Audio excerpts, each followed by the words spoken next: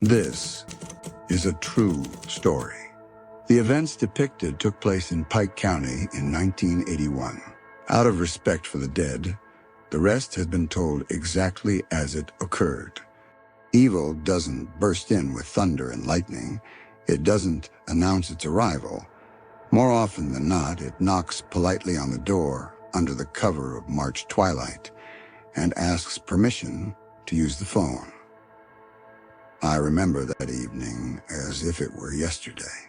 Not the night of the crime itself, of course, but the moment the Hilborn case file landed on my desk. A photograph was pinned to the top. An old, well-kept house with a white picket fence bathed in the indifferent light of police spotlights. That light always lies. It creates the illusion of order where utter chaos had just reigned. The first reports were as dry as autumn leaves. William and Mary Hilborn, 74 and 72, found by a neighbor. Cause of death, multiple stab wounds, signs of robbery.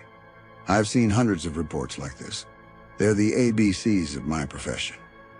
But when I opened the folder and saw the crime scene photos, the ABCs turned into a scream.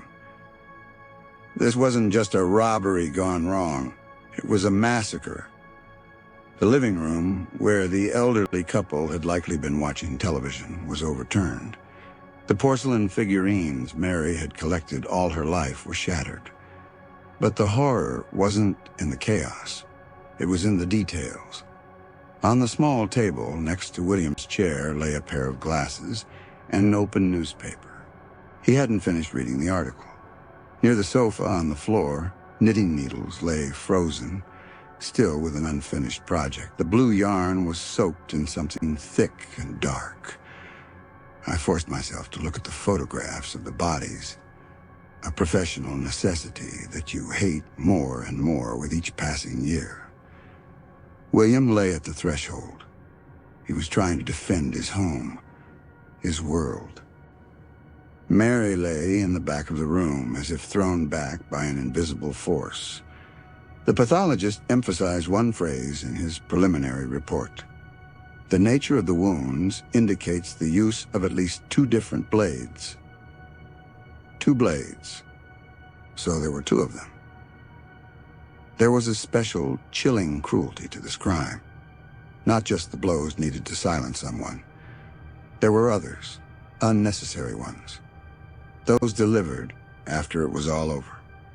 Blows driven not by rage, but by something else. Something cold as the steel of a knife. The investigation started with a blank wall. No one saw or heard anything.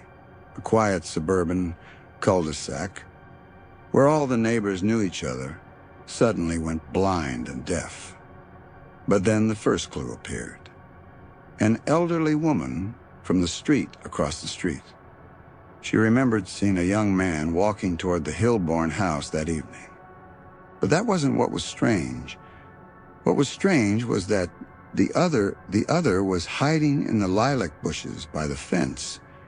He wasn't just waiting, he was watching. Like a director watching the beginning of his play. One walked toward the light, the other lurked in the darkness. This was our first image of the killers. 2 shadows, 2 silhouettes. One the bait, the other the hunter. And then came a second clue, even stranger. A worker at a late-night laundromat a couple of miles from the crime scene. He remembered 2 teenagers who came in around midnight. They were nervous, constantly glancing over their shoulders. But the main thing was their clothes.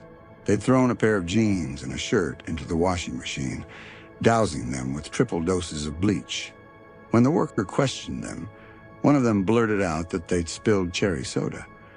But their eyes weren't like the teenagers' eyes who'd spilled the soda. There was something wild about them, empty. 2 blades, 2 shadows, 2 in the laundry room. The picture began to form, but the faces were still missing. We questioned dozens of young men, checked alibis. Days turned to night.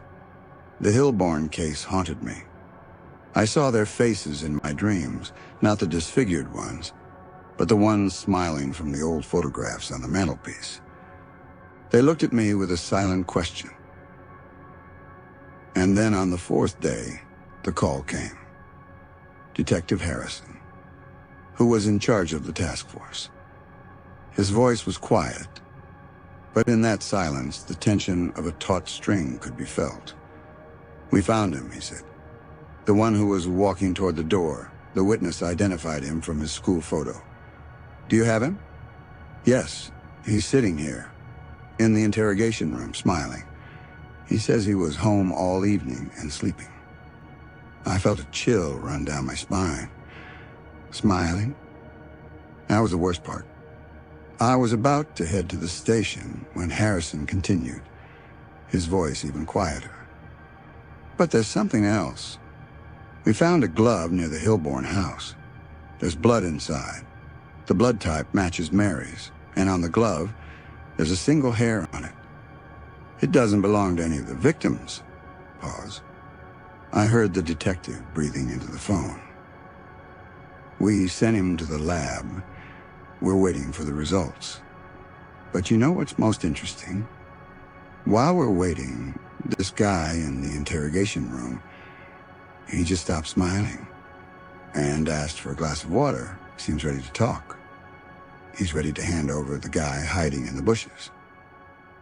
The case file landed on my desk. Heavy, made of rough cardboard, with faded ink. Hilborn, William Mary. I opened it and was hit by the chill of sterile reports and the chemical scent of glossy photographs. The first crime scene photos are always a punch in the gut. But this was something different. Not just violence. This was methodical. The Hilborn home was their fortress, a haven of peace, smelling of apple pie and old books. In the photographs, it was transformed into a desecrated altar, an overturned chair, broken china cups on the carpet, a newspaper dropped from William's weakened hands, and blood. Not chaotic splashes of rage, but dark, thick puddles that suggested the victims never stood a chance. The first 48 hours are always a blur. The lack of evidence of forced entry was disconcerting. Was it someone they'd let in themselves? A neighbor? A distant relative? But rumors were already swirling around town. In places like these, everyone knows everyone, and secrets don't last long. Two names kept cropping up like debris on the surface of stagnant water: Richard Dillon and Jay Thompson. Dillon was a petty criminal known to the police. But Thompson, he was only 17. 17. The age when you think about graduation, your first car, but never about a double murder. We brought them both in for questioning, separately. That's the golden rule. Always separate. At first, the picture was blurry. They both denied everything. Jay Thompson sat before me.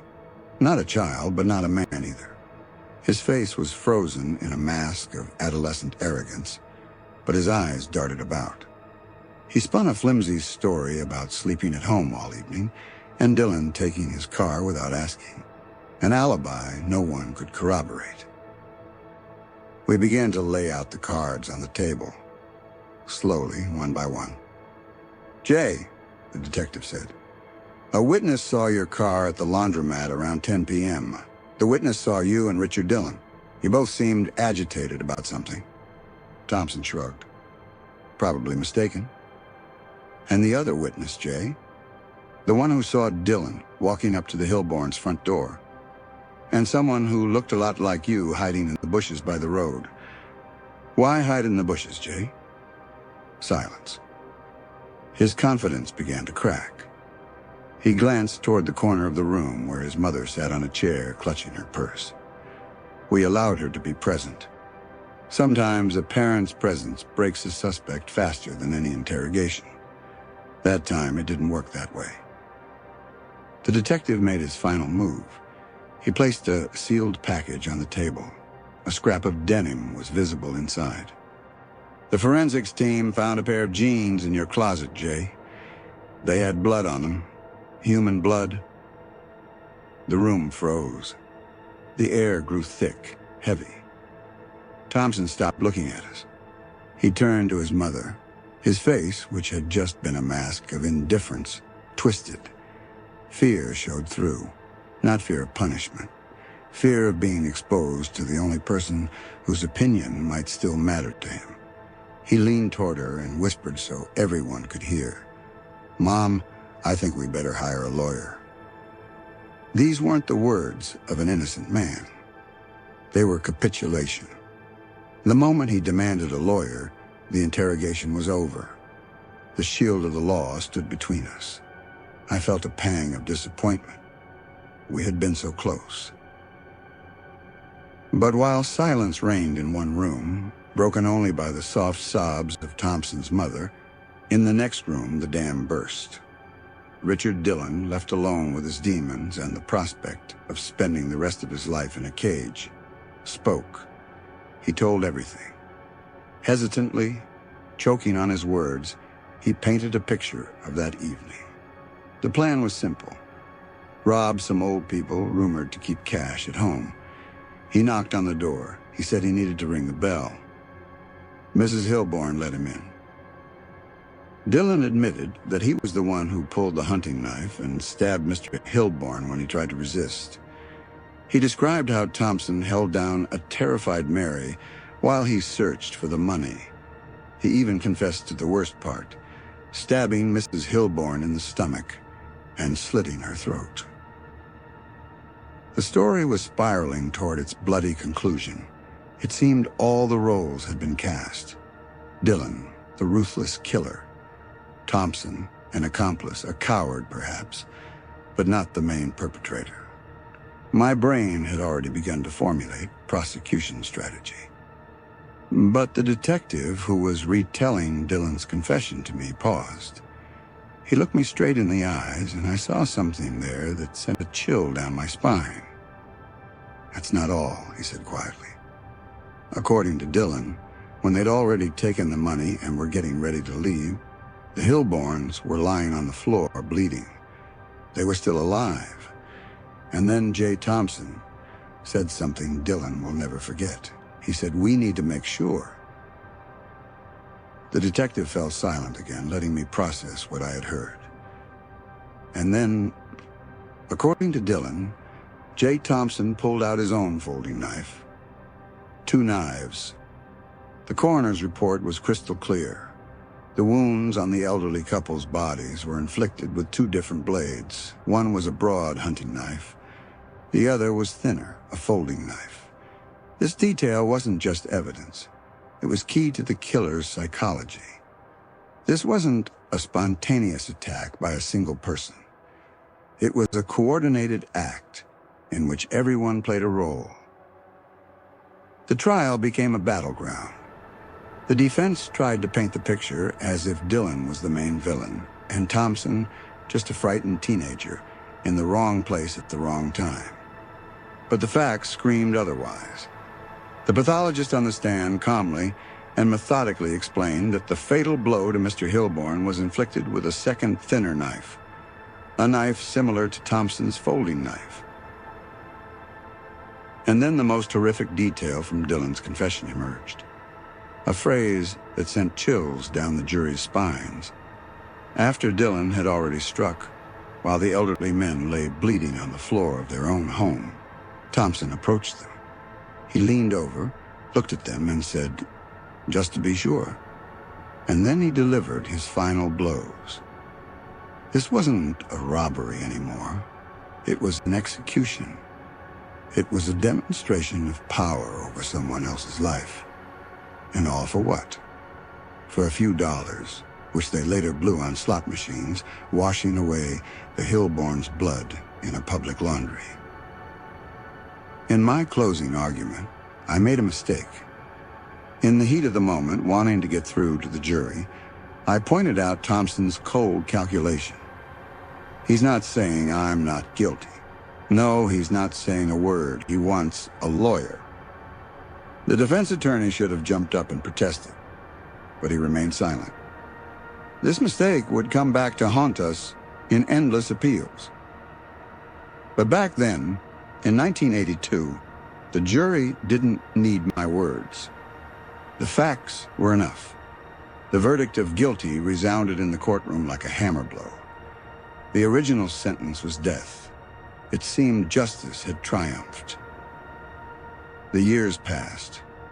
The death penalty was commuted to 150 years in prison. Thompson and his lawyers filed appeal after appeal, clinging to my error in the courtroom and the ineffective assistance of his first defense attorney. But each time, the courts responded with the same answer. The latest decision, in 2021, sealed the deal. Yes, there were errors, but the evidence of J. Thompson's guilt was so overwhelming that no errors could have changed the verdict. I closed the Hilborn case file. The dust of time had settled on it, but the chill emanating from those pages remained. 150 years. That's more than a lifetime. But it's less than 2 lives taken just to make sure. Sometimes justice isn't a victory. It's simply a statement of fact. A period at the end of a very long and terrifying sentence. I put the file away in the filing cabinet, feeling the weight that had been building for decades lift from my shoulders. But that was only one chapter. The silence of my office was shattered by the sharp, insistent ringing of the desk phone. I picked it up. On the other end of the line was the tired voice of the duty detective. A new name, a new address, a new file which would be placed on my desk tomorrow morning. A phone call in the night meant that the ink was already drying on the first page of a new, even darker story.